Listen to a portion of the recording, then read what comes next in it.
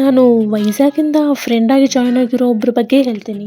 ಅವನು ಜಾಯ್ನ್ ಆದಾಗ ಒಂದು ವಿಷಯದಲ್ಲಿ ತುಂಬಾ ಕ್ಲಿಯರ್ ಆಗಿದ್ದ. He was hoping to find a partner. ಅವನು ಎಕ್ಸ್ಟ್ರೋವರ್ಟೆ, ಜನರ ಜೊತೆ ಮಾತಾಡೋದು ಅವನಿಗೆ ತುಂಬಾ ಈಸಿನೇ. ಆದ್ರೆ ಲೋ ಆಗಿ ಫೀಲ್ ಆಗಬಾರ್ದು ಅಂತ ರೂಲ್ ಏನಿಲ್ಲ ಅಲ್ವಾ. ಟೈಮ್ ಹೋಗ್ತಾ ಹೋಗ್ತಾ ಅವನು 6 ರಿಲೇಶನ್ಶಿಪ್ಸ್ ಅಲ್ಲಿ ಇದ್ದ. ಅದು ಏನು ವರ್ಕೌಟ್ ಆಗಿಲ್ಲ.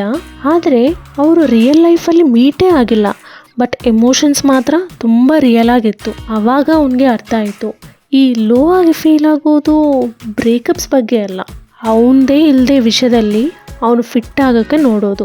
So he stopped trying to impress. ಆವಾಗ ಅವನಿಗೆ ಜೆನ್ಯೂನ್ಲಿ ಏನು ಇಷ್ಟ ಆಗುತ್ತೋ ಅದ್ರ ಬಗ್ಗೆ ಮಾತಾಡೋದು ಶುರು ಮಾಡ್ದ.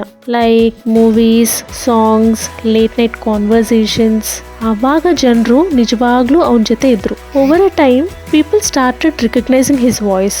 ಜನರು ಅವನ ವಾಯ್ಸ್ಗೋಸ್ಕರ ವೇಟ್ ಮಾಡೋದು, ಅವನ ವಾಯ್ಸ್ ಕೇಳಿದರೆ ತುಂಬ ಇಂಪ್ರೆಸ್ ಆಗೋದು. ಈವೆಂಚುವಲಿ ಅವನು ರೇಡಿಯೋ ಜಾಕಿ ಆಗಿಬಿಟ್ಟ. And yes, he was named as mister friend. ಅವನು ಫ್ರೆಂಡ್ಗೆ ಬಂದಿರೋದೇ ಒಂದು ಪಾರ್ಟ್ನರ್ಗೋಸ್ಕರ. ಬಟ್ ಆದರೆ ಅವನಿಗೆ ಒಂದು ಕಮ್ಯುನಿಟಿನೇ ಸಿಕ್ತು. Friend, a place where people find their people.